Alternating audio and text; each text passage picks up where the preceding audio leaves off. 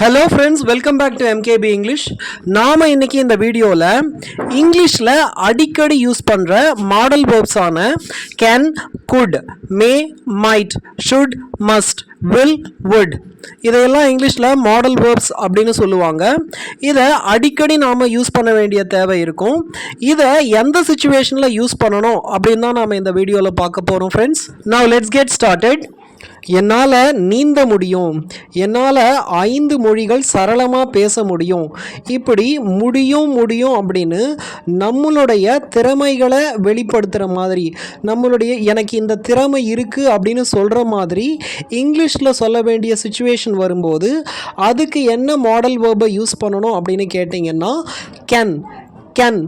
நீங்கள் கேன்னை யூஸ் பண்ணீங்க அப்படின்னா அதனுடைய அர்த்தம் உங்களோட எபிலிட்டியை, உங்களோட திறமையை பற்றி நீங்கள் பேசுகிறீங்க அப்படின்னு அர்த்தம். உங்களால் செய்ய முடிஞ்ச ஒரு விஷயத்தை பற்றி நீங்கள் பேசுகிறீங்க அப்படின்னு அர்த்தம். ஐ கேன் ஸ்விம் அப்படின்னா என்னால் நீந்த முடியும் அப்படின்னு அர்த்தம். நீந்தக்கூடிய திறமை எனக்கு இருக்குது, அந்த செயலை என்னால் செய்ய முடியும் அப்படின்னு அர்த்தம்.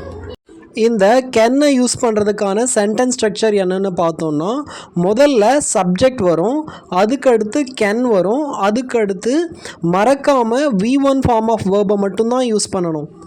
கேன்னுக்கு அடுத்து எப்போவுமே V1 ஃபார்ம் ஆஃப் வேர்ப் மட்டும்தான் வரணும்.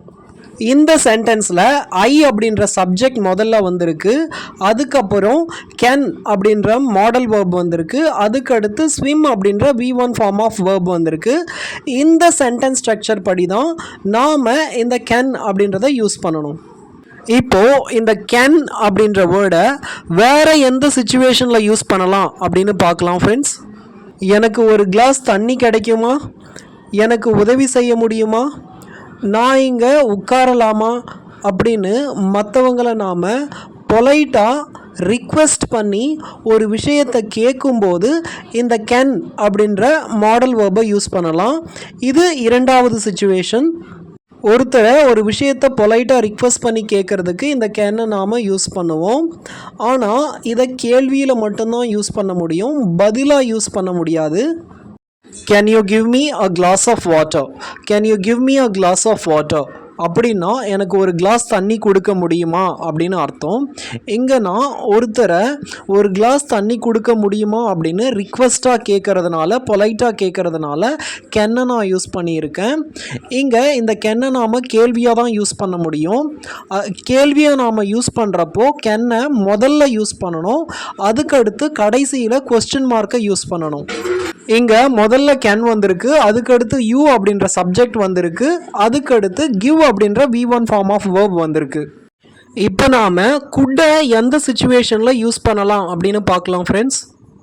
இப்போது நம்மளால் ஒரு விஷயத்தை செய்ய முடியும் அப்படின்னா கேன்னை யூஸ் பண்ணணும் அப்படின்னு பார்த்தோம் இல்லையா.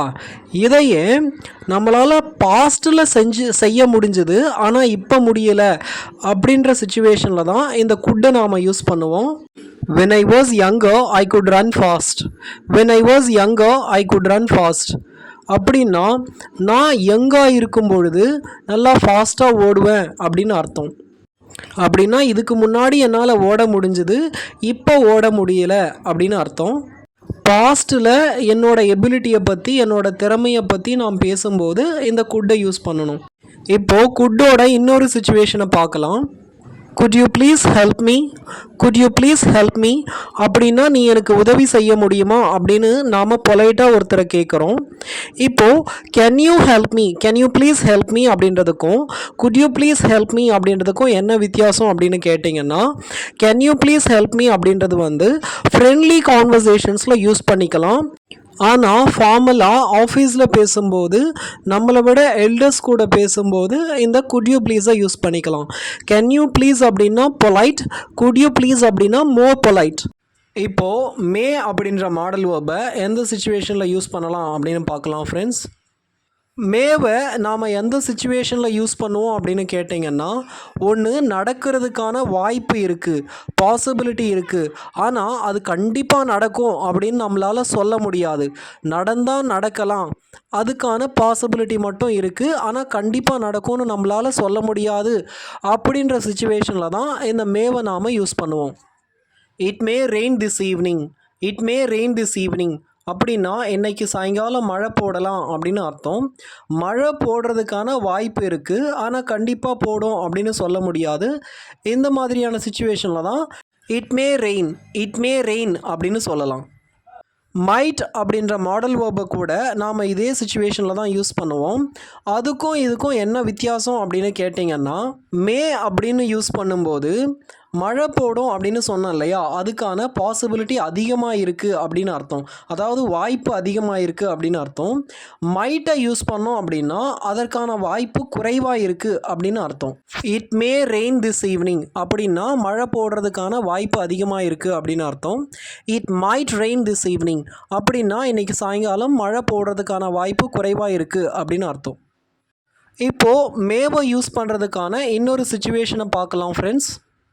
இப்போ நாம் ஒரு செயலை செய்கிறதுக்கு மற்றவங்களோட அனுமதி பெர்மிஷன் கேட்குறோம் அப்படின்னாலும், இல்லை மற்றவங்களுக்கு பெர்மிஷன் கொடுக்குறோம் அப்படின்னாலும் இந்த மேவை நாம் யூஸ் பண்ணலாம். இப்படி பெர்மிஷன் வர்ற மாதிரி சுச்சுவேஷனில் பேசும்போது மே அப்படின்ற மாடல் வேர்பை நீங்கள் சென்டென்ஸோட முதல்ல யூஸ் பண்ணணும், கடைசியில் கொஸ்டின் மார்க்கை யூஸ் பண்ணணும். இது கேள்வி கேட்குறப்ப தான் நாம் முதல்ல மேவை யூஸ் பண்ணுவோம். மே ஐ சிட் ஹியர் அப்படின்னா நான் இங்கே உட்காரலாமா அப்படின்னு நான் ஒருத்தரை பெர்மிஷன் கேட்குறேன். இப்போது அவர் எனக்கு உட்கார சொல்லி அனுமதி கொடுத்தா, பெர்மிஷன் கொடுத்தா அதை எப்படி இங்கிலீஷில் சொல்லலாம் அப்படின்னா யூ மே சிட் ஹியர் அப்படின்னு சொல்லலாம். அவ்வளோதான் ஃப்ரெண்ட்ஸ், இந்த கிளாஸில் கேன், குட், மே, மைட் இந்த மாடல் வேர்ப்ஸை பற்றி மட்டும் பார்த்துருக்கோம். நாம் இதோட தொடர்ச்சியாக இன்னொரு பார்ட்டில் நாம் should, ought to, need to இப்படி இன்னும் நிறைய மாடல் வேர்ப்ஸை பற்றி பார்க்கலாம். இந்த வீடியோ உங்களுக்கு பிடிச்சிருந்தது அப்படின்னா லைக் பண்ணுங்கள், மறக்காமல் என்னோடய சேனலுக்கு சப்ஸ்கிரைப் பண்ணுங்கள் ஃப்ரெண்ட்ஸ். தேங்க்யூ.